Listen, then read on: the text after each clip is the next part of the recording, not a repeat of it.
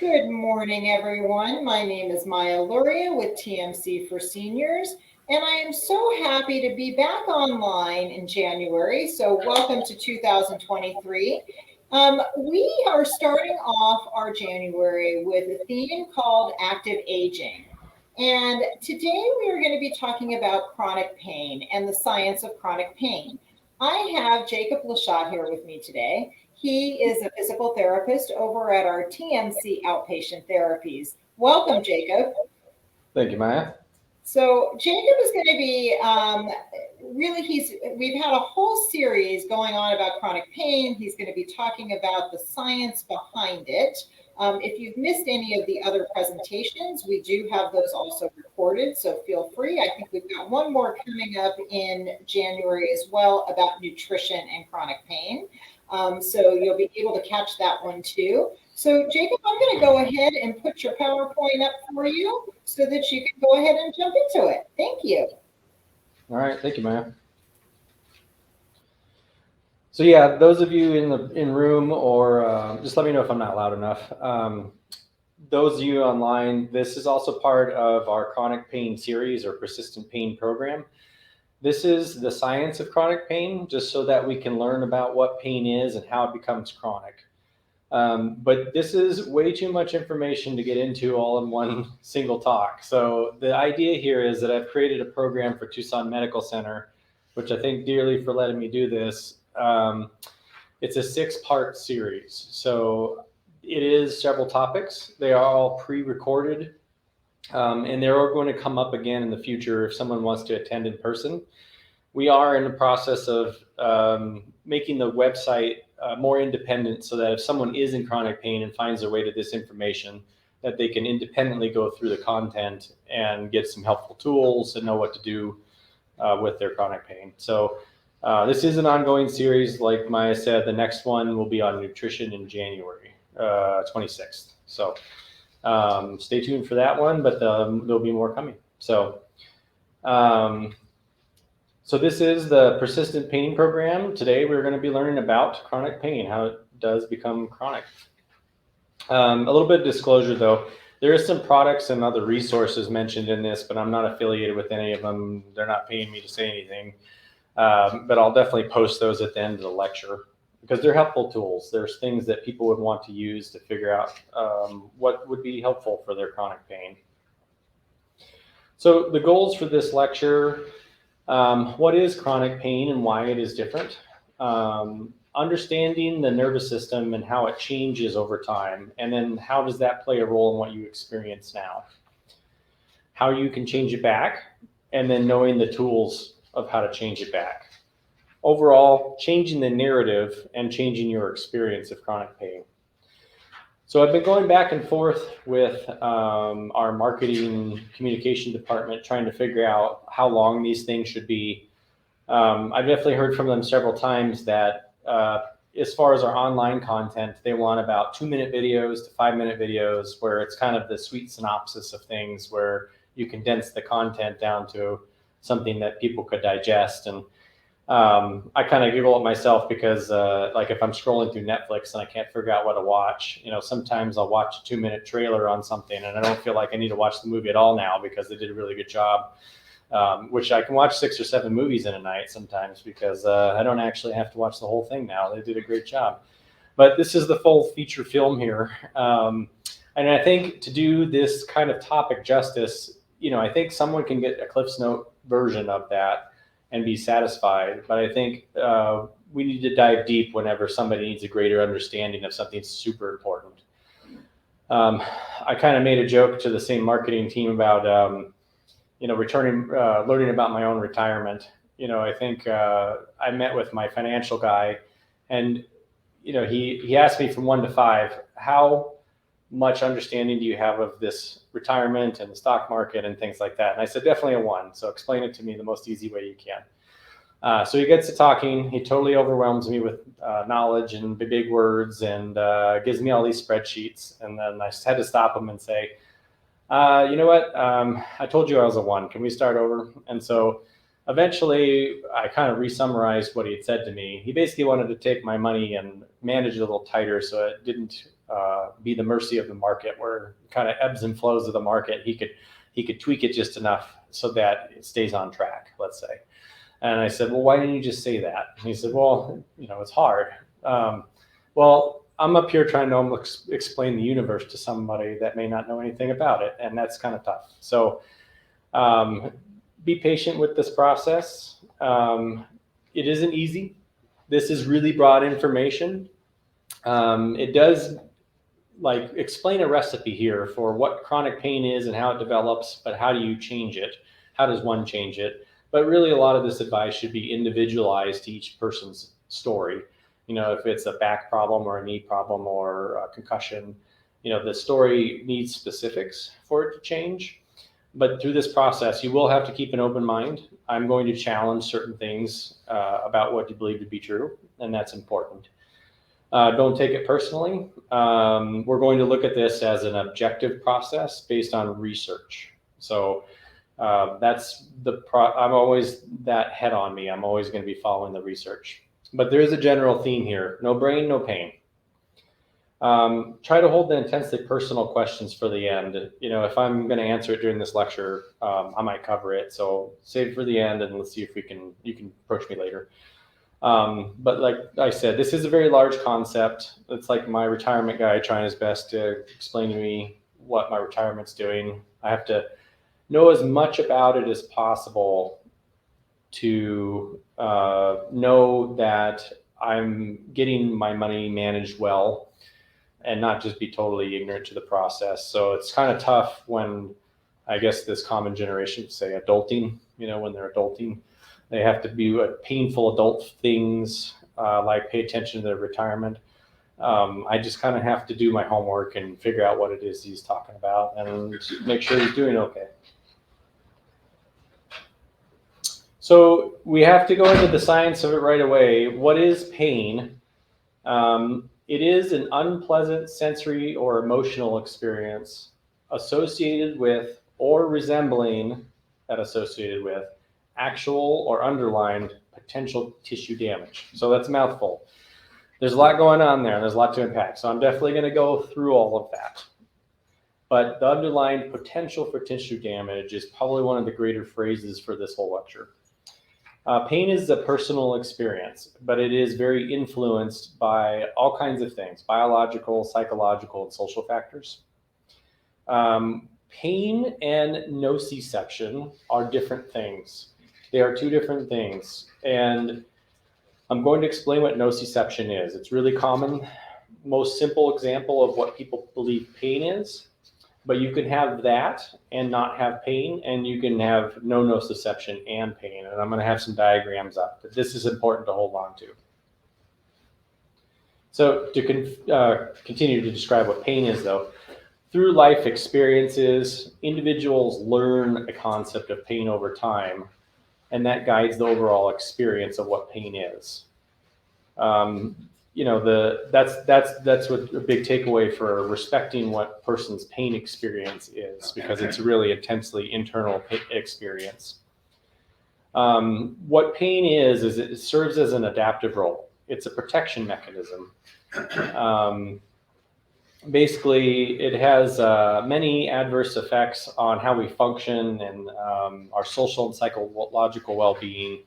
That adaptive role cannot serve a purpose, and we're going to get into that as well. So there's the messy descriptions of what pain is. So the whole reason I'm doing this, the cost of chronic pain is really, really high. I think everybody's put their ticket in for the Mega Millions this week. At the time of recording this, I think it was $1.1 billion winnings if you win the Mega Millions. Next drawing's on Friday. But this is a $600 billion project for the United States. What that breaks down to is treating chronic pain is actually more expensive than heart disease, cancer, and diabetes combined. Probably one of the single greatest things is low back pain. It certainly makes up a majority of that cost, and it's probably the second most common thing to the common cold. as far as absence for work. And I'm going to make a large example of how back pain becomes a chronic pain, and quite a bit of examples of how we get to this point. But this is exactly my soapbox. This is a huge, expensive problem, and this isn't unique to us. We're the most expensive healthcare system in the world, but some countries actually spend more total dollars on this problem than like their war budget. Like Australia spends more total money on treating chronic pain and being bad at it, I guess, compared to their war budget. So it's not unique to the United States.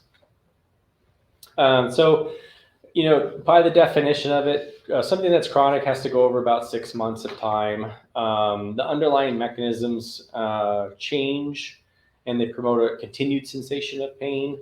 So there's kind of a timeline that we focus on when we call something that's pain to be chronic. So why does pain even exist? Well, it's a signal to warn us. It is our protection mechanism. That's how our nervous system knows how to avoid something in the future, and it teaches us avoidance. So if you burned your hand on the stove, then you know that that stove is hot. A nervous system has to get to know that, and that's a learned thing. And that's how it's useful. It has to protect our tissues and know that something's damaged. And pain comes from lots of different places. So nociception, which I'm going to have a better picture of this. That's like strains and sprains, fractures, post-operative pain, that kind of thing. Just inflammation by itself does produce pain. So our chemistry about us, RA, rheumatoid arthritis, tendinitis, osteoarthritis, anything that's got an itis means inflammatory status. But that chemical thing sensitizes nerves, and it tells your body, ouch. Nerves themselves can hurt, like a diabetic neuropathy.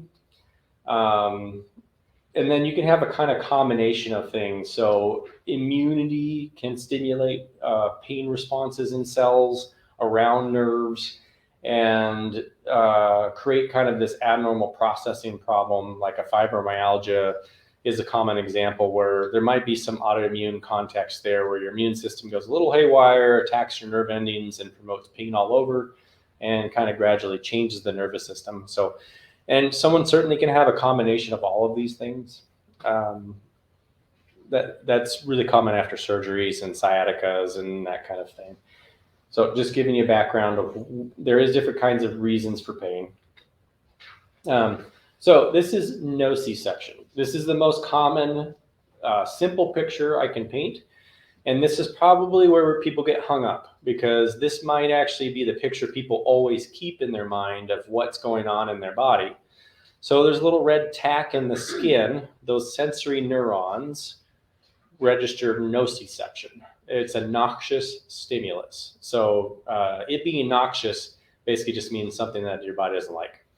So it's got to tell the rest of the nervous system all the way up to the brain that something happened. And it's that little tack. It is just not that simple. So there is a lot of steps in our nervous system. And each single one of them has a role in influencing pain. And they can turn it up or they can turn it down. And it depends on a lot of mechanisms. And I'm going to tell you about some of those mechanisms. But all of them influence what your concept of pain is by the time it reaches your brain. And then your brain ultimately does the most modulation to try and figure out, is this a problem? And this is why if you're held up on the simple version and you don't know that all of these steps are influenced, then this can get kind of complicated for what you think is going on with you. A common analogy I make, so when a pain happens in the body, it can be any one of these steps. Any one of these steps can say, ouch. If there is the telephone game when we're kids, somebody starts out with the original message to the first kid, and then it's all kind of fun and games that the last child says something funny because it's not even close to the original message. But in the middle there, somebody messed up, right? And so let's say in chronic pain, one of these steps always messes up. Like there's someone really kid that always messes up the message and maybe makes it louder than it's supposed to be. And then that message always comes out big. So imagine that can happen at all of these steps or any one of these steps or just the last step or the last kid's always messing up the message. but somebody can chronically mess it up all the time, and it can learn how to do that well and continue to do it well past its time that's useful. That's chronic pain. So as an effect, that's why we have drugs that work at different spots of all these points in the nervous system. So do look at our pharmacy. Sue does a great job talking about the medication management and chronic pain in that subsection of the series that we have going on. So if you want to learn more about that, dig into that video. So there's some very big truths about pain itself. Pain is not directly related to tissue damage. It is not a measure of damage to your body. More pain does not mean more damage. It is your brain's best guess that potential damage is going on, and it is not literal. It's like a smoke alarm in the house. We have a crappy oven in our house, and it always seems to burn like the layer at the bottom, and you can't open it without the fire alarm going off in our house. You know, I think the fire alarm's there to tell you if the house is on fire, but I literally 100% of the time, our house has not been on fire. I knock on wood as I say that, but you know, it's always that stupid oven. So imagine that same thing. Imagine it's a warning system, right? Usually the house isn't on fire. It's just the smoke is doing it, or the oven's doing its thing again. So like I said about pain being a protective thing, that's its role. It's to warn you. But it can warn you well past its useful time, well past the time of damage or healing timeframes, even when it doesn't know any better. It can learn how to hurt more as time goes on. But you know, a lot of people that have a lot of pain don't want it anymore, and they always ask, can I just not have pain? There is conditions where people literally don't have any pain, and it's actually dangerous. They usually don't live very long. They die of an infection or burst appendix or something happening. They can break something and they don't know it. There's stories of kids like scratching their eyes out and they don't even know it. So pain serves as a warning mechanism. We must have it. So continued truths. So pain is very complicated and it's strange. It is a learned thing over time. We have to learn that the stove can burn us, but it gets complicated whenever it comes down to, let's say, a back injury, which I'm going to make an example of later. The mind and the body are the same. I think we get taught that they are separated, and this just is not true. The nervous system controls the outcome. It rules, it makes all the decisions, and it wins. So no brain, no pain, like I said. The same areas of the brain that control emotions and memories and awareness and a lot of different categories all share communication with the regions that ultimately produce pain.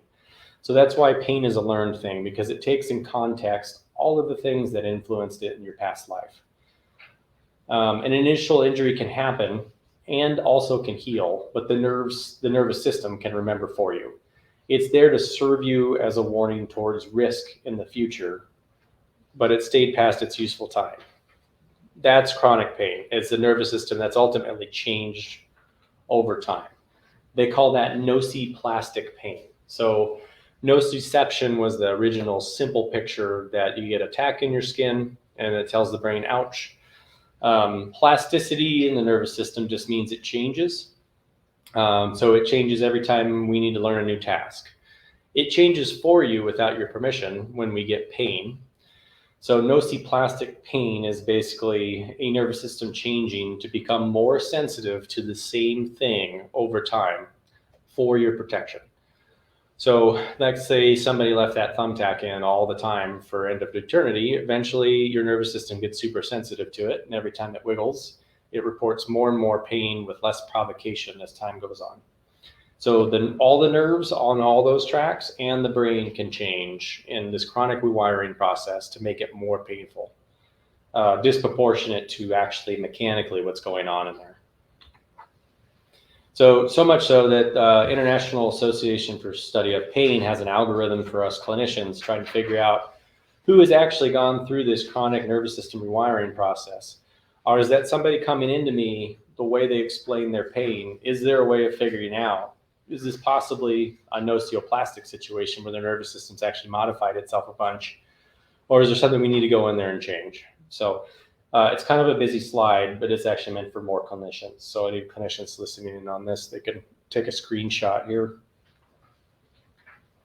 But that being said, I think you've gathered by this point that chronic pain and how it's developed is super complicated. It's a combination of our overall biology, genetics, social interactions, and psychological components. It can come down to your education about your condition, what your activity levels are like, lifestyle factors, your perceptions and beliefs. And then there's just a lot of unknowns about why we get this way. And I'll tell you a story on actual patients that I've had. So this is one of the biggies, though. Inflammation at any one of those steps along the way is probably one of the greater ways that the nervous system actually changes itself. So down at the bottom, it says peripheral sensitization. So imagine that as a local surface area. There's a lot of inflammatory things going on at that area. Those nerves there can get rewired itself to be more sensitive over time. So that step can go awry and basically amplifying the signal, like the first kid in the telephone game. Central sensitization is basically when it goes from that nerve to your cord. So that junction there gets a lot of talk and remodification, where if you've got inflammation around that area, which I'm going to make an example of low back pain, that area gets remodified really well. And then your brain ultimately does the best reorganization. And inflammation, like if inflammation's in someone's body for a really long time, every one of those steps can actually get rewired in such a way where pain gets an amplified warning system that's kind of unnatural. So to further get more change in the nervous system, your immune system gets to play a role in all of this, and your beliefs and experience we're certainly going to pick apart with some studies I'll show you. Past memories and stress and those things all have a play and role in this, and I'll give you examples. And like I said about this being the full feature film of information, it just doesn't do it justice to give the Cliff Notes version. You can get away with it, but I think you're left with less understanding and maybe less tools to help know how this can change. So I'll try not to get into entirely too much detail like my financial guy did. I'm going to try the best to make it the lay version as possible. So we've got fancy MRI machines. They're called functional MRI machines that we can kind of see what parts of your brain you're using when you think of stuff or when you're doing stuff. So when it comes to just thinking about something, you see the bright orange areas in a brain. That's where they kind of pop up. So I'm going to talk to you about the very next section, but the chronic pain, the brain uses about 44 total regions of the brain combined to consider, is this pain? Is this a problem? Is this something I need to warn the organism about? Ultimately, after a long time of having it, it actually just looks like depression. And in healthy controls, you don't see certain regions of the brain light up. And I'll show you what that looks like. So many places have a role. I'm not going to name any of them, just showing you this wrinkly, wriggly brain that we have, and it has different parts. And some are more important for development of chronic pain, and I'll get into the behavior aspect of that. But here's an example of how that brain of yours rewires itself. Just take veterans of any war and have MRI data before and after, and you'll see this chronic widespread networks into the painful regions kind of communicate with each other more. And it's really common problem you'll see for lots of different conditions. So that fMRI, that functional MRI, where we can see the pain centers light up, basically the certain centers of the brain aren't supposed to light up whenever you're in pain. And that's pretty teachable. And then it actually modifies itself over time. So this is an actual person in a study. Certain parts of those regions of the brain, like the middle grayer brain, I guess, the one with the most orange going up this middle, that's probably the most you're supposed to experience if you're thinking about doing something. So we have something called our motor cortex.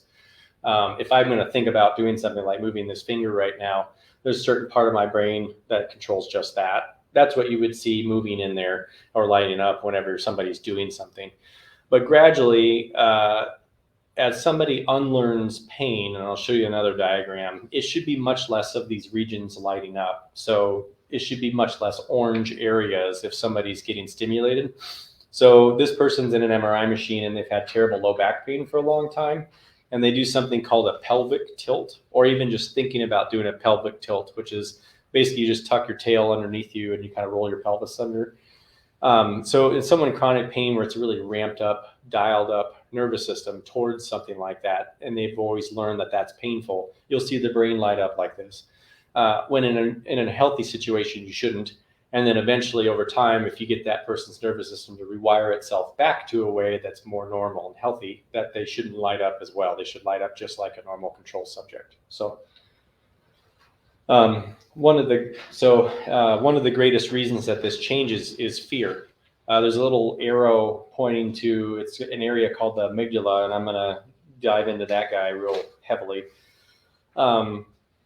Pain sucks, and it's not really fun to have. And the longer you have it, the more you fear it. And this amygdala of ours plays a giant role in developing this rewiring process that makes pain a greater experience than it has to be.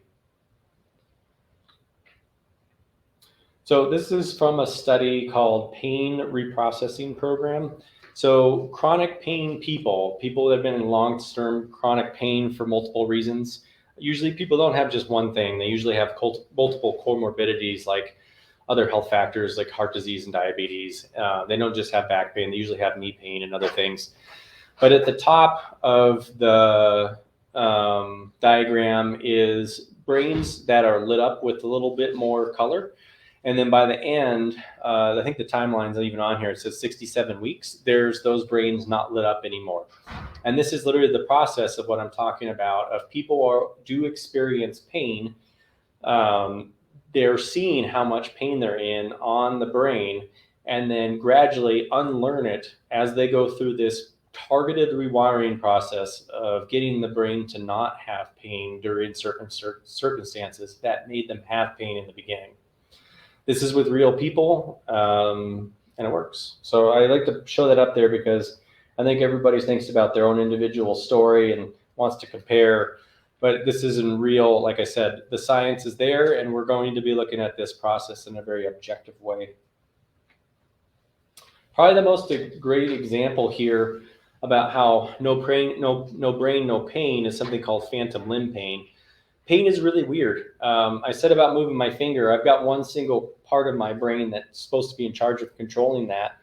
That's ultimately what drives all of your experience. So someone that's lost a limb, they could still have pain in a limb that doesn't exist at all because the brain thinks so. They still have representation in their brain that exists. And until that rewires itself such that it doesn't represent a leg, it's still going to exist as pain. So we have to get crafty in therapy with tricks and mirrors and different brain tricks and stuff to kind of teach them actually that their nervous system doesn't have a leg anymore, and then it actually stops hurting. So feeling is believing, though. You know, when you've had chronic pain and it's telling you pain all the time, it's really hard to not believe that. But when you don't have a leg, it kind of gets easy. So it's probably one of the more dramatic examples of pain as a brain phenomenon.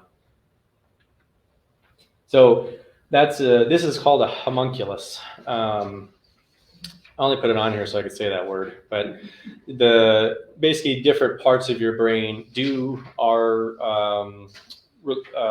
solely denoted to just controlling certain body parts. And this is the thing that's got to change. So the internal part kind of in the middle there, where there's a right and left hemisphere meeting, that's where legs are shown. That's what's got to remodel itself so that one doesn't have pain in their leg anymore that doesn't exist. This thing modifies itself in chronic pain all the time. And it gets really smudged and actually gets kind of messy, where this motor map of us doesn't get very good at its job. We get kind of just uncoordinated when we've had a messy chronic pain problem. People get uncoordinated and they don't use their body very well. And remapping this is part of the art of getting their chronic pain problem to go away. So when it comes to this wrinkly brain of ours, you know, in therapy, we're always remodeling the brain. That neuroplasticity, was what we do all the time. We do that for stroke rehab. We do that for chronic dizziness. It doesn't change for any mechanical orthopedic thing like a low back pain that thinks poorly of its own back pain. It needs to learn. So an example of music, whenever we learn to play the piano, when you do studies on people, some of the wrinkles on the back of the brain grow big. And when you quit playing the piano, they go away. You can actually see this thing change in real time based on what's happening. This brain of ours always adapts to whatever experiences we're going through. And this is the process that happens without your permission towards chronic pain. It rewires itself in these wrinkly little ways that makes it more painful. But this is happening all the time. It's always modifying based on what we need to know. Like all your math classes, you forgot at this point in life. So, like I said about fear, it's a giant influencer. I would say this tactic that this person's doing for what's called exposure therapy is probably not the best approach. How much fear and perception of this fearful thing of pain over time drives the greatest experience. So if anyone's seen the movie called Free Solo, this is Alex Honnold. He's the guy climbing this Yosemite that's called El Capitan. He doesn't have any ropes, no climbing gear, no aids. He's seriously just standing there right now on the edge of a cliff. That's his brain lit up on the top there compared to someone else. So there's more red than there is blue. The red person's the control and his brain's the blue. The amygdala, the fear center of our brain, is the thing that's supposed to make us scared of being on this cliff right now. His is not. In that movie, this is just an example. But this in the movie, basically, when he's supposed to be experiencing pain in this situation, he doesn't. And that's powerful enough for him to actually climb and put himself in risk like this. If you watch the movie, it seems like he's more fearful of like relationships and things rather than like climbing on the edge of a mountain. But in reality, his nervous system should be totally afraid of climbing this mountain. He can die, right? But in context of things, you don't get to choose that. I don't know if he didn't choose this. He just enjoys climbing so much. But you see the same phobia center light up in someone's brain that's like amazingly afraid of bugs. And, but then that same person cannot be afraid of sharks, which doesn't make any sense, right? So how much you fear your painful condition or fear doing things drives the nervous system rewiring process probably to the greatest extent. So much so that when they like turn off the amygdala in rats, and then they do experiments on them for about everything that we're supposed to sense. So like pressure, touch, light touch, deep touch, hot and cold, abrasive things, basically every single one of those normal things that we're supposed to feel in our nociception won't turn into any sort of pain in the brain unless this step along this pathway is involved. But the more it's involved, the more this becomes pain. So it's really powerful. So then what happens in chronic pain is your nervous system gets to be more sensitive over time, and it has a very narrow operating window. It basically used to be tolerant of a lot of things, and then that tolerance range gets more narrow and narrow and narrow. And basically what we do is we end up doing less and less. So you hurt, so you don't do things. So when you try to do things, then you hurt more. So you do even less. And then you get stuck in this loop. And this pain experience needs to be broken down by ultimately not fearing whatever it is that makes you painful and confronting it, exposing yourself to that like a phobia, like a exposure therapy that a phobia person would go through, and ultimately recovery. I'm going to go into that a little deeper. I can't just say it out loud, and that super complicated thing is just going to click in everyone. So we are going to dive into perception, because perception of things is pretty key in what you believe to be true. So this is a few examples of exactly what I'm talking about. The nervous system can't be taken literally. Pain is the brain's best guess. It's its opinion. But it's just guessing at reality all the time. It has to paint a picture for our nervous system about what's going on all the time. It has this terrible burden task of like painting reality. So I'm going to show you a few examples of how wrong it can get, but that can also be part of the reason why chronic pain develops, because if you truly believe what you experience, sometimes that drives someone's chronic pain changes. So these two lines in the middle are actually the same length. Some of you get that. Some of them are kind of blown away by that if you've seen this drawing, but it's only purely because the arrows on the end make one look longer than the other. It's just an eye trick, right? So further eye tricks, this little diagram is either an elderly woman looking towards you with the hood on, or it can be a young woman looking away from you with their face turned away. And your brain can kind of switch back and forth because of the play on image. Our eyes only have like rods and cones, and they can only see light and color. And your brain has this terrible burden of making up image, like making up what you see. And that's reality. And that's not much different from like taking a sensation in your body and making sense of what it is that's going on. So in this, your brain can actually kind of switch back and forth between these two images and see the both young and old woman. And these are just examples about your brain actually just kind of is fallible, right? This, if you stare at it, it kind of looks like the hole is getting bigger and maybe makes some of you kind of dizzy. I guess this is true at about 80% of the people in the study that look at it. So the hole's not getting bigger. Your eyes don't know how to make sense of this. It's actually expanding it for you. It thinks you're walking into a darkened room and you need to make your eyes dilate so that you can adjust your vision towards a darker environment. And so your nervous system can get this wrong. Like if I look away from my screen and come back, it expands again. That's it getting it wrong. It's not moving, but when you look at it, it seems like it. Seeing is believing, though. That's the hard part about it. So if I look at the A and B squares that are labeled on that checkerboard, the top square where that cylinder is, A looks like a darker shade than B. When you put lines on them, you see that they're not. So in reality, the top square, the B, is actually a dark shade just like A, but you can't unsee that. You could switch your eyes back and forth between the one that's got the lines on it so you can see that it's actually dark on the bottom, but in the middle it's not. It's dark, but you can't see it. Your brain makes that up. It's filling in the blanks. So it does its best job to like guess consciousness. It's a controlled hallucination. But your brain can get it really wrong all the time on, this is just an example of seeing, hearing, feeling, and ultimately pain. So changing your perception of what you experience is something that you have to dig into. But knowing your body can get wrong is pretty important. Because whenever there's a violation of what you expect, like your brain is expecting certain things, then that's when learning changes. You can change it based on if you're taking this learning opportunity in an optimistic way and learn how to make it good, or you could take it in a pessimistic way and actually end up ending with a chronically changed nervous system that is more painful over time. So like here's an example of perception. They did a study, it's called Mind Over Milkshake. Basically your own thoughts control what you feel. So they had two different milkshakes. They labeled one as low calorie and low, I think healthy and nutritious, and it won't fill you up, I think is what they said.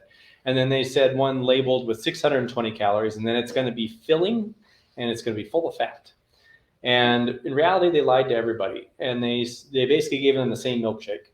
And you got exactly what you thought. So if you got the light milkshake, you were hungry later. Your brain literally made you hungry later, despite there being a difference in there actually a calorie content. The other people said they were full and they didn't ask for anything later. But it's amazing. You get this chemical cascade in your brain where your stomach actually grumbles and those hormones go to work and your blood sugar even gets changes. And there's amazing like actual physical differences in the human body because you just think that there's a difference between these two. Migraine studies are interesting because there is medications to control migraines. So if you put different little bags in front of people with randomized pill amounts, and then you lie to people like indiscriminately, like an actual pill, or people know what a placebo is, which is just a fake pill, like a sugar pill, or you give them half the dose, or you give them some of the dose, the effect of lying to them was much, much greater than the dose. So people got relief with migraine medication when they thought they were getting a decent dose, and they got relief when they thought they were getting the medication when they got no dose. They actually, it followed exactly the dose that they got, I guess, was the relief. So the brain is kind of a prediction machine. It's always trying to guess the next step. And this is really common, like example of placebo. That's how medications actually make it to the next stage. You got to see if they're actually worthwhile. Like changes in performance are always a fun one because it's always fun to mess with athletes because you always think they're young and healthy. So there is a genetic condition where if you have this one gene, it makes you bad at exercise, like intolerant for heavy exercise. And again, they lied to people. They basically had people do a VO2 max test where they run as hard as they can on a treadmill. And some people had the gene, some people didn't. And again, they found the effect of lying to them showed their performance drop greater than actually having the gene. So if they didn't have the gene and they lied to them and said they did, you saw their performance drop. If they had the gene and you lied to them and said they didn't, they actually performed well. So the effect again was lied to them. So human body is super complicated, but the nervous system seems to control the outcome in the end. This is one of my giant soapboxes. I can't stand it. We live in Arizona. I'm not from here, but your perception of whether or not weather affects your pain is probably greater than the mechanical thing that weather can offer you. There is a study out there that's probably the best that shows that there is a correlation. It's called Cloudy with the Chance of Pain. It's an app. I don't know if you can download it anymore, but it probably came out with the best correlation that yes, this can exist, but it did say that your perception of it was probably greater than the actual mechanism. And then ultimately, they never actually determined what mechanism it was. They individually had humidity, temperature, barometric pressure, changes in pressure, or whatever. They had a lot of different metrics, and none of them came on top. And I think people muddy the study too much. Like they think that they're having pain, right? And the people that are the most sensitive to weather changes is people in San Diego, Las Vegas, and Phoenix. The people that complain the least about it is the people that live in crappier weather. So Minnesota, upstate New York, Ohio. This is the study in just the United States. So the people that have it the best complain the most. So your perception of it kind of influences the outcome. So how much does the brain actually control the outcome? It turns out it controls how sick you are, believe it or not. You think that immune system gets to working and fighting off a bug and then turns up the temperature as in fever and starts to make you ache because that's probably doing chemical things to like get rid of stuff. But in reality, it all talks to your thalamus, which is in your brain, and then it gets together with the rest of your brain and says, this is how sick you are. It decides how sick you are. It gets to control the dial. So that's actually modifiable as well, which is a deeper topic and I won't get into. So the tale of two nervous systems. So this is not her actual pelvis, but this is a patient of mine that had a pelvis that looked like this. I had two people that came into the clinic in the same week that both fell off a horse in the year 2000. One fractured her pelvis just like this. She went on to become a university professor here at the U of A and has not had pain since. She only came to see me because her hip, which in this photo, you can see the hip, it doesn't have any arthritic changes, had basically become arthritic. It did not hurt, but she wanted it to not hurt and she wanted exercises for the gym. So this is how I met this person. I had another person that also fell off a horse in 2000, did not sustain all of these fractures, just hurt his back, and from then on was on disability since year 2000. The complication of how chronic pain develops is part of the story. So, the two nervous systems had different experiences. Some of it is their past beliefs. How bad was the trauma? Obviously, one person had an amazing amount of trauma, like enough that they had to pin her pelvis together. And some person had more or less soft tissue injuries, like disc injuries and ligamentous strains and stuff. Falling off a horse hurts. But anyway, it depends on their course of care after this, right? It depends on who told them what kind of scans did they have, what kind of language did they have, and I'm going to get into that. But it can be this powerful on how the nervous system rewires itself is dictated by a ton of absolute things. So this person with an amazing amount of damage, no pain. The other person with, by the time probably 3 or 4 months go by, tissues usually heal, had an amazing amount of pain to the point where they did not work. Eventually, I did work with this person, and they returned to work after, I guess it would be about 15 years. So here's a kind of a dramatic example. These are two different construction workers that both shot themselves with a nail gun. One guy tripped and shot himself in the face and didn't know it. He went to the dentist, I think 6 days later, and the dentist sent him to the emergency room immediately because he's got a nail in his skull. It missed everything important, of course, and he never experienced a single bit of pain. So that's an example of a damage and no pain because the brain didn't think that was a problem. The other one is actually a nail through a foot, but he missed. He didn't know it. He shot himself in the foot, he thinks, and this is a famous story. He went to the emergency room. He had a steel toe boot. They thought it was going to swell so bad that he was going to start losing function in his foot. So they sedated him, cut off the boot, and found out it went right between his toes. So from this picture, it's 2D, so you're looking at it from the side, and so you think, yeah, this is right in this guy's foot, but it actually is going between his toes. So this guy passed out from pain, but it didn't hit a single bit of tissue. So two dramatic examples and kind of famous stories when people are teaching about chronic pain and how pain is influenced ultimately by the brain's thought and perception of what's happening. So this veteran had a bullet in his neck for 60 years. He was in World War II and he ran away while he was getting shot at, and he didn't know it. And war's complicated and scary, and everything's happening fast. But he fell in the street, and they wanted to check out his neck and make sure he was all right. And they found out his bullet was in his neck, but it never hurt him.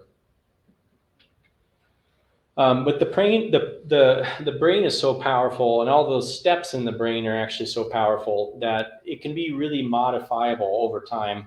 The nervous system prefers speed over accuracy. So it has to make fast decisions for your survival rather than getting it right.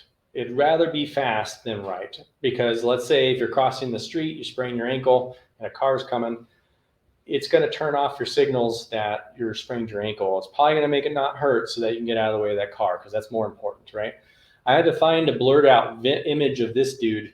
He's in Running with the Bulls in Spain. His legs blurred out because it does look very bad. He got gored. He doesn't know it. He's got this smile on his face as he runs away. But it's pretty more important he gets away from that bowl. The nervous system's so powerful, you get to hear these crazy stories like some mother lifting their car off their child and like doing amazing physical things because your nervous system, it gets to turn up the signal or turn down the signal. It can make chronic, really sensitive pain, or it can make you feel absolutely nothing, like in this scenario where his legs filleted open. So much so that this is up to you in a conscious decision to actually decide how much tissue damage you're going to feel. I could have put a lot of examples up here, but tattoo is kind of common. I would say people that are in chronic pain, they really like their area being tattooed. These are the stories I get. They almost feel like it's a pleasant thing. I think there's a context thing because they're getting something that means something to them on their body.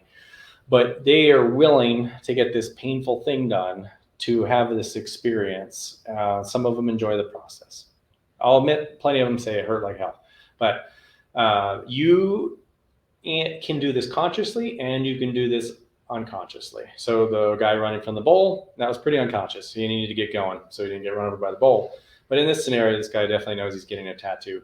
So it's called descending modulation. So the original picture of pain and how it works, I showed you how the signals go up to the brain, but it's actually a two-way street where the red arrow is going down through all of those same steps. The pain can go up and modulate all of those steps to rewire them so that they turn up the signal, and the red arrow can turn them down at all steps. And it usually starts with the brain.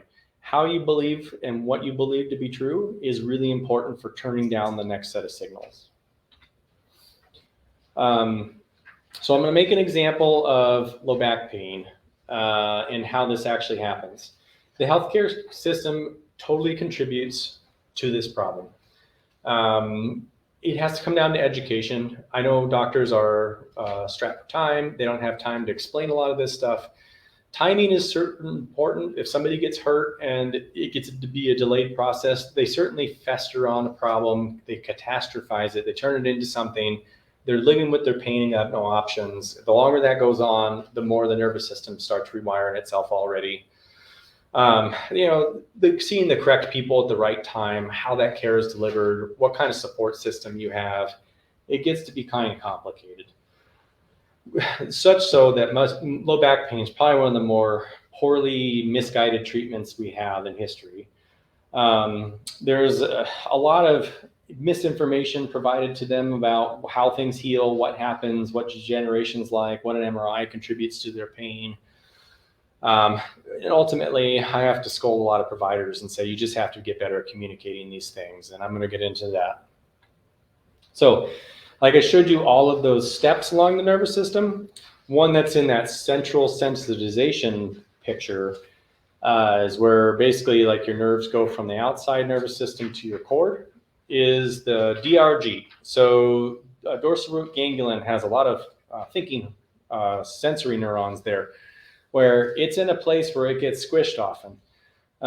Most common place is your L5 on S1, your last vertebrae in your spine, where you do something forceful, the disc squishes out on the bottom there, and it starts touching that nerve. That nerve it's actually toxic. So the internal components of our disc promotes an autoimmunity towards attacking the nerve itself and inflames it and makes it really mad. And then that local area can rewire itself to turn up the signal and tell your brain, ouch, and for a really long time. How you talk to people really influences the difference. So basically, whenever somebody comes in, they blew a disc, they got an MRI, what's said to that person in the next few steps dictates the rest of their life. What they don't get told very often is that 70% of the time, in 6 weeks, discs reabsorb spontaneously. That's normal. They heal like a sprained ankle. The discs themselves are made up of concentric rings of ligaments, just like your ankle is made of ligaments. It's got the same tissue healing time frame. If you've ever done a decent ankle roll, you actually literally tore some stuff. Some people hear pops. I did on my last ankle roll. That stuff heals. The body heals. It's good at it. The ligaments in the body that make up the discs are no different, but it really depends on lots of things. So it can do this on its own. Most often you need to unload it for a short time. You need to take care of it in the right ways so you're not making it bulge further. Go through the proper steps of rehab, and then it heals itself. But let's say you came into a provider and the only MRI you get is this first one, and you think you're screwed. I'm going to have this bad back for the rest of my life. And maybe that's what the provider says to you. And quite honestly, that's the language I get quite often from people. They never really get the follow-up MRI where maybe they see things are good. But what happens is that nervous system gets rewired in that short amount of time if you believe that you're screwed. It basically changes such that it doesn't give you a chance at thinking that you're not in appeal anymore. What's very visible is a ballooned up ankle. You see that it's not swollen anymore, that the bruises go down, you start moving it, you start bending it, and then you got a normal ankle again. The back is a hard thing. You don't get to see it.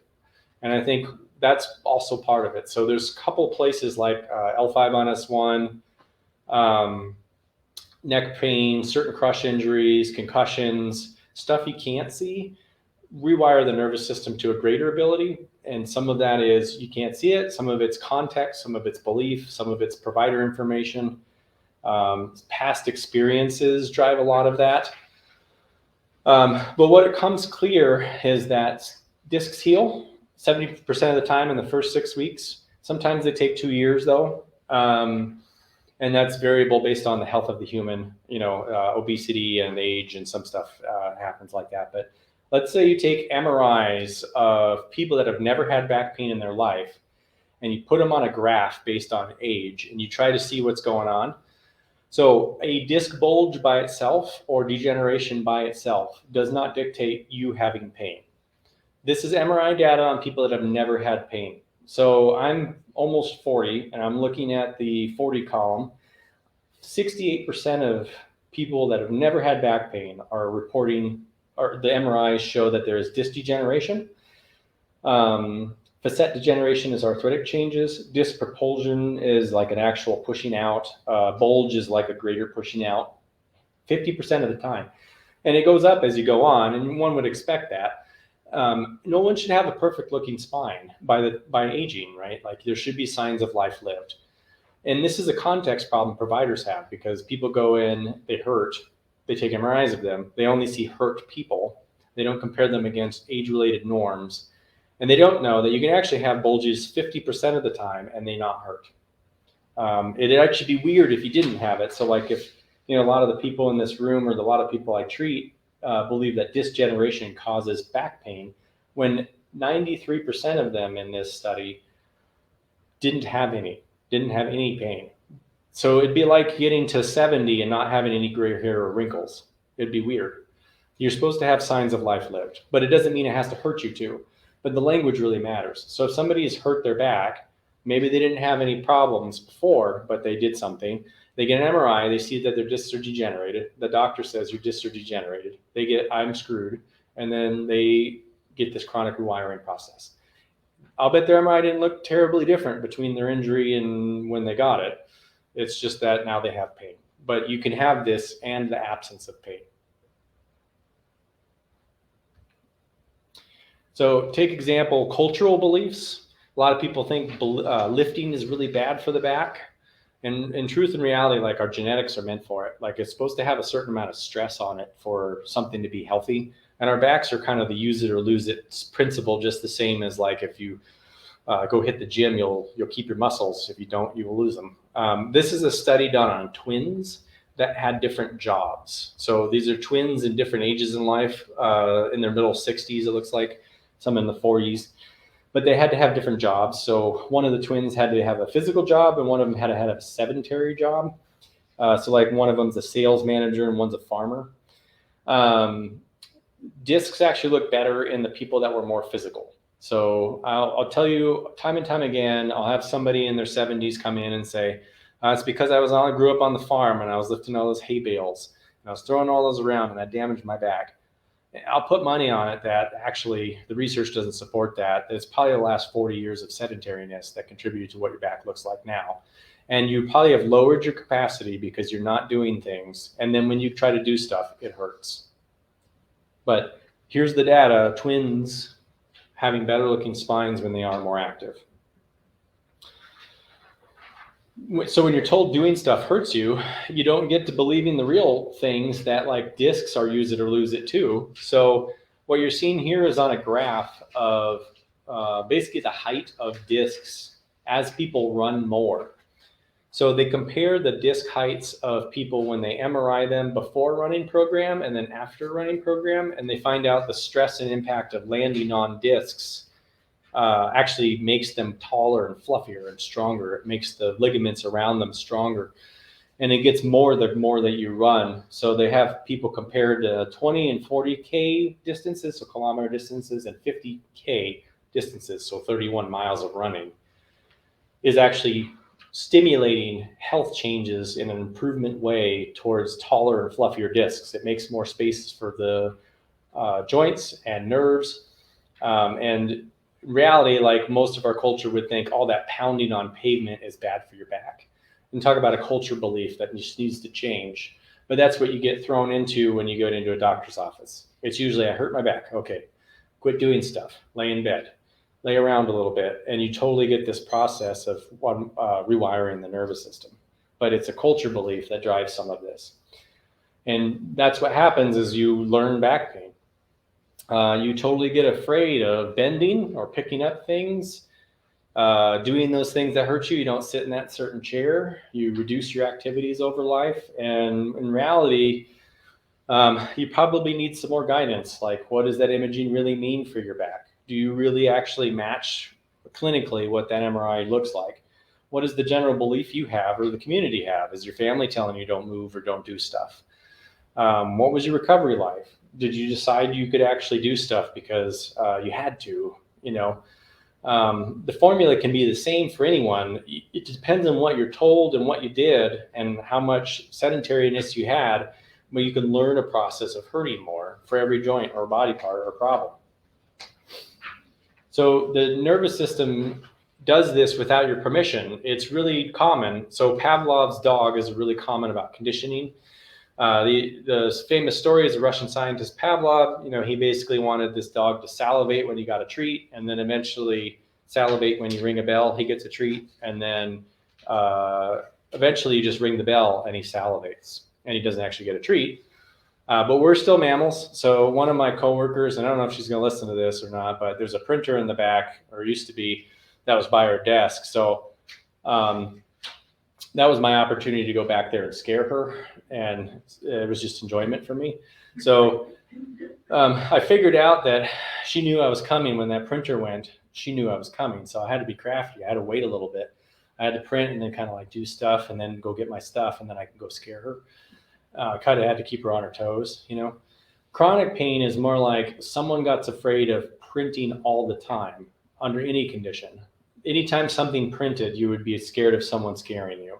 If you got wired in such a way where your nervous system rewired itself so that anytime anything printed anywhere, you got a problem of being scared, that's chronic pain.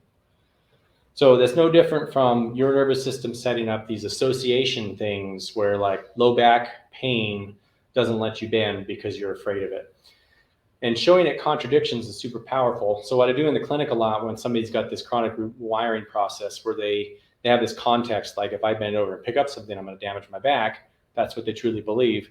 I'll usually do some like fancy manual things, and then I'll get them stretching, and I'll do this stretch where it's called a prayer pose or child's pose in yoga, where they're on their knees and then they're bending and they're kind of bending their back. And at that moment, they usually say, oh, it feels good. I love stretching my back like this. And then I'll show them, well, look at your back position right now. It's literally the same as when you bend over to pick up a pencil. And then you can see the click in there. Oh, yeah, that's true. I'm literally in the same position, and it doesn't hurt.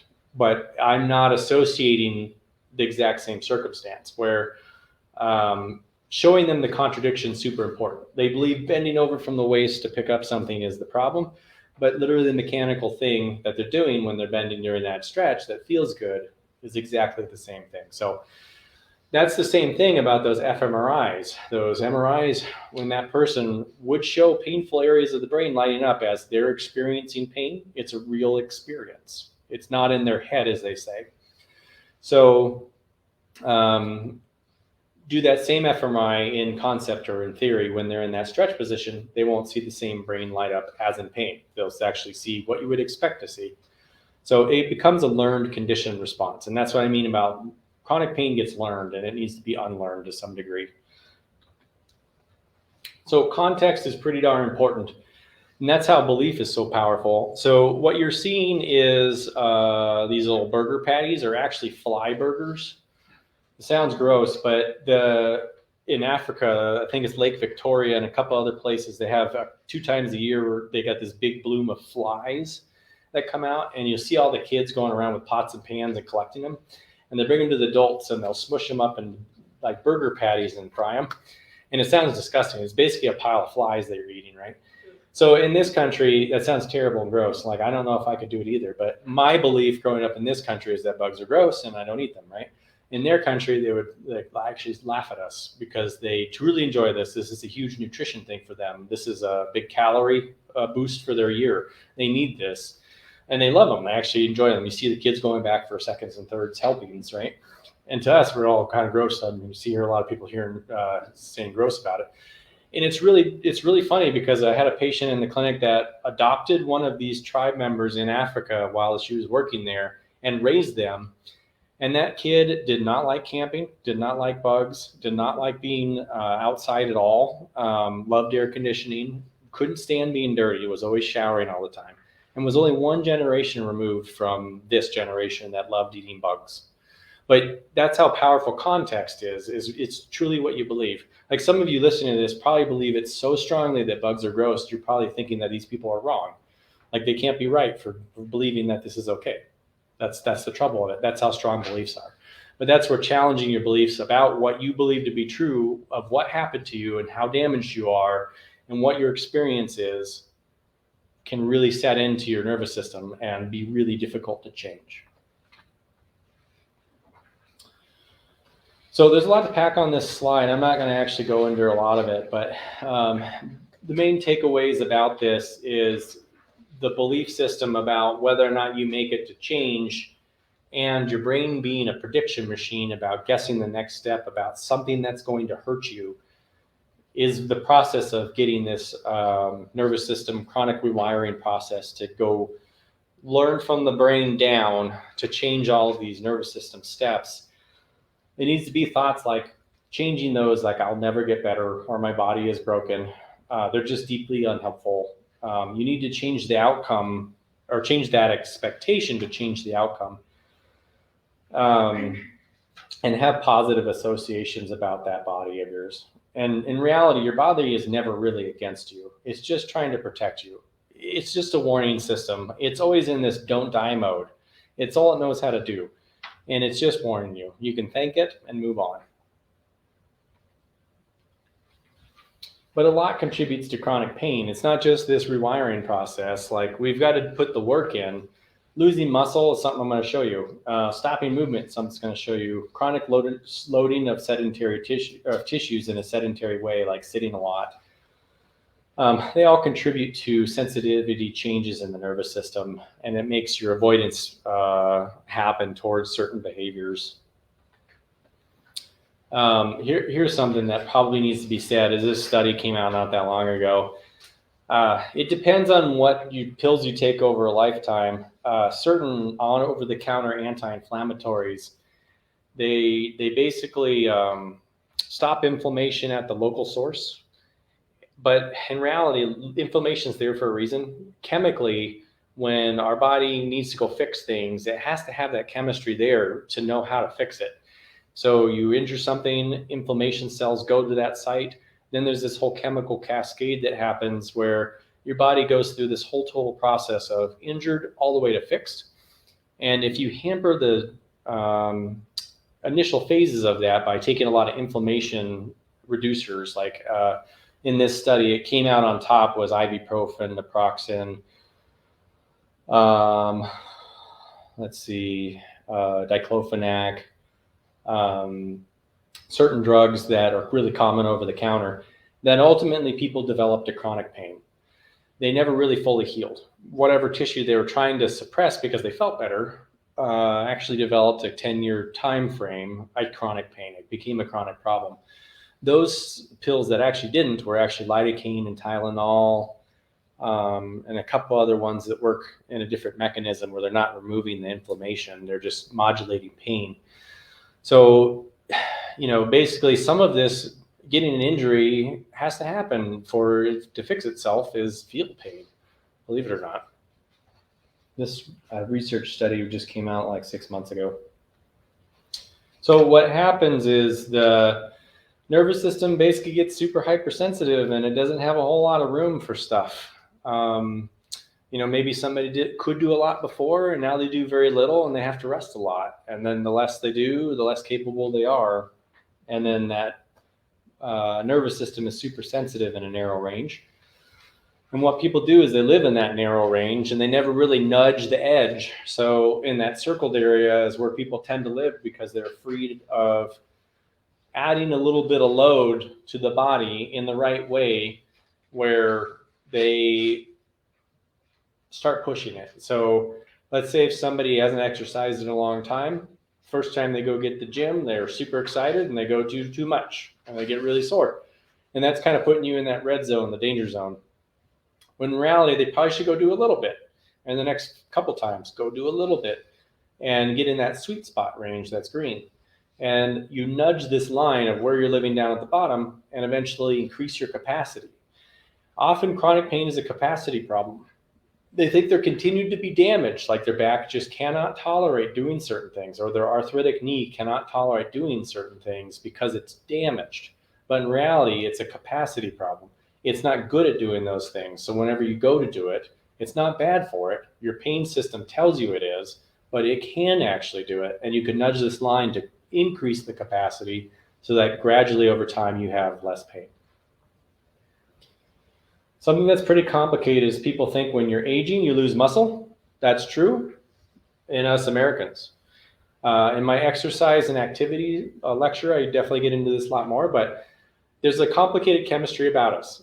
Our body needs muscles not to age.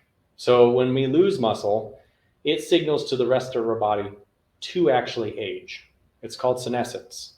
It's bad for us to lose muscle. We're supposed to create muscle density by a certain point in our life and maintain it throughout a certain portion of our life to basically keep our genetics happy so that we don't age further. So when I take an MRI of people's thighs, what's normal is people think they lose muscle over time. So on the left, you got two little steak, it looks like two steaks. In reality, you're looking at a cross section of their thigh, and the little white part in the middle is the bone. So there's age 25 and 63 on there on the left. And you kind of see like there's fat infiltrated into the muscle, and there's a nice layer of fat around. And then if you look at the right side where there's three different people on an MRI, one's 40, one's 74, and one's 70. So the 40-year-old and the 70-year-old look the same because they're both triathletes. The middle one is actually a sedentary person. So that looks more like a marbled steak, like a poor cut of steak you would see at the grocery store. And the top one and the bottom one maybe look more like a filet mignon where they aren't so much fat in them. But in reality, this person's capacity is poor. So when they go do stuff, they hurt. And they think they're still damaged. And the reality is not that at all. It's just that they're just bad at what they're doing. Here's an example of some lady that lives here in Tucson. And this article ran in Daily Star a long time ago. I think it was in like 2014 or so. They have these Spartan races, they call them. You run 13 miles. You do obstacles like climbing monkey bars and going through electric wires and mud pits and stuff. This lady's 72 at the time of the article, and she's got a fusion in her back where she's got rods and pins holding her back together. She feels better because she's exercising and feels crappy when she doesn't. That's the power of belief. You can have these problems and still feel fine, and that's part of the change in belief that needs to happen for people. Just like this lady, she got really mad she couldn't get out of a chair without using her hands. So now she's deadlifting 200 pounds. She's 80 something. I can't remember what it was at the time of this article, but power and belief is a really big deal. People can change. People always ask me this in the clinic. I'm old. Is it possible that I get stronger, or can I actually do this again? I always say yes. I kind of roll my eyes harder, basically. This person's just a nice example. I don't expect everyone in chronic back pain to go out and start pushing weights around. But the intensity component of exercise is a big thing. So definitely check out my exercise and activity article. But one Harvard study figured out that it is against our genetics to stop moving when we get hurt. It's a mismatch for our species. When we get hurt, I think, if you want to think of this theory, like somebody hurts the back really bad and they're out in the savannah, if they lay still, like say bed rest, a lion's going to eat them. They don't have a chance at surviving. They have to go feed themselves, so they have to go find food, and that means moving. They think this rewiring process basically can have the opportunity to happen because of rest, because of taking too much of the wrong things or wrong advice and sitting around too much. This rewiring process actually can have a foothold. If we move enough, then it seems to be the research shows that that's not true. So we really do promote against people with back problems when they've had an episode of back problems that they don't spend a lot of time laying around. There's an initial time where it really does hurt, like a number of days, right? But eventually, gradually start introducing movement, assuming normal life. This nervous system doesn't get chronic rewiring process, and I don't meet this person 20 years later and told me they hurt their back 20 years ago. And then how do you fix me? So it comes down to exposure therapy, though, a lot of it, like phobias. I don't know why, but every front office person I've ever had working in a physical therapy clinic, it seems like maybe to do the interview process, they have to be scared of spiders. So I do my own controlled experiments, and I don't care if they hear this because I'm going to keep trying to scare them. But I'll run experiments where I'll scare some of them at a different frequency than others. So I'll scare some of them once a day. I'll scare one. They hit me, by the way. I'll scare some of them once a week. I'll scare some of them once a month. And when I find out, I'll always get a really scared, dramatic experience if it's once a month. If I do it every day, eventually they actually get pretty desensitized to being scared. And it happens pretty quickly. And then if I switch it where I scare the rate, or the rate of scaring changes per person, that it'll switch. So they'll get unaccustomed to being scared and then they get scared again. So dosage can really matter. The more I scared the person, the more they got used to spiders, and they're like, haha, Jake, thanks for putting the spider in my desk, right? But the ones that I want to keep scared all the time, I have to do it infrequent enough, like Maria with that printer. This is just my sick, twisted humor that I have. So anyway, someone has to gradually expose their back to the things that bother them, like that. Their amygdala is popping up. When they see spiders, they're fearful. It's the same amygdala as they fear chronic pain or doing something that made them painful. And you need to expose them, learn, repeat, avoid things that are called safety behaviors. So like don't avoid the painful things or stimulus, and do it a fair enough chance that your nervous system gradually learns. You need to have enough dosage. It's like going to math class with enough frequency. You're just going to learn math or new language. If you don't learn it, or if you don't go to like Spanish lessons fast enough or long enough, you're probably not going to learn it over time. You need to go enough times. So stay open-minded about the process, and really challenge what you believe to be true, but do it with enough frequency. I'm going to skip a couple slides because it's long, but basically the pain is in your head is not a healthy way to approach this. The nervous system remembers for you. Most of it's in your head. So technically it's kind of true, but it's mostly your nervous system has changed. And so where do you go from here? You know, like I said, this is a really long topic and I can't have people sit here and listen to this forever. But so we've broken it down into exercise, sleep, diet, exposure, behavioral therapy, which is the mental therapy section that has a whole lot of helpful tools. And so please continue on with the series of education on this concept so that you can continue to get the tools that you need. This is really just about like setting the stage so that you know why we're doing this and why it needs to happen. And then trust the process. I think when people stop becoming a victim of what happened to them, or a victim of the healthcare system, or a victim of whatever, that's just unhelpful. Like acceptance of the pain and stop fighting it. There's a real relief whenever you stop fighting that pain and accept it without judgment. If you view it in a curious nature and kind of view it as a curious way of looking at it and evaluating it, and eventually try to work around it without thinking about pain in general. Don't be the only goal to not have pain be your only, don't let the only goal that you have to not be in pain. You end up getting there indirectly. Do the right recipe that I'm proposing here, where you expose, learn, change your beliefs, and eventually you'll be out of pain. And make some real specific functional goals. Don't focus on exactly just pain. Try to adopt the thought process that, yes, pain is inevitable, but suffering is optional. Suffering is a separate negative experience associated with pain that you make for your own experience. How you explain this as a provider, though, you really need to ensure the process of somebody that's going through chronic pain has the right language. Make sure you're having the right language. Nerves can hurt, they can change, but they can change back. Give them resources and give them tools. So Curable is a good app for those, and I'm gonna post it on the last slide here. They've even made it into like a cutesy, cartoonish way of going through. So it's free up to a point. At some point they ask for money. So, but basically this shows the cute version here where, you know, some challenging things happen to a body and they've had some health experiences. They get a major life event, they get an injury, they get a lot of stressful things, a downward spiral happens, they get chronic nervous system changes, they get some knowledge, they get some targeted rewiring process, they start exposing, they learn new neural pathways, their nervous system changes itself, and then they're in recovery. So they basically took a really intensely complicated thing and made a cute little cartoon of it.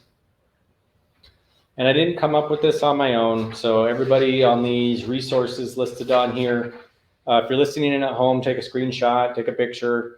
These are all where I borrowed all of this information from. And they are continuation of tools that put all the work in before I actually got to do this. So this is my resources, some of them. I can't put them all up here. So anyway, like I said to my retirement guy, I try to make this as simple as I can. It's a complicated conversation to have. Hopefully this was meaningful and it learned something.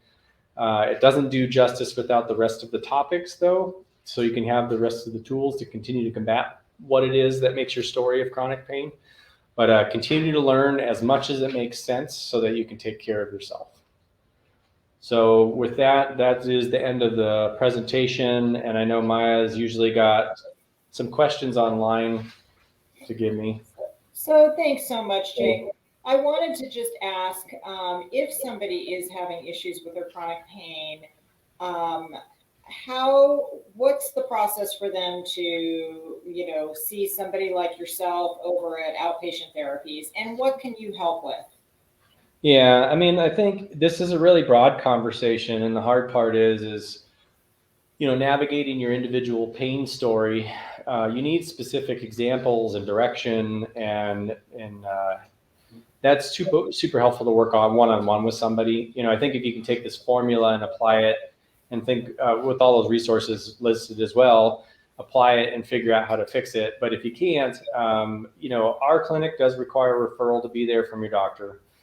Not a lot of insurance is required to go to all physical therapy places. Medicare, TRICARE, certain insurances certainly do, but you can call the clinic here. You can Google us. The number is 324-7005.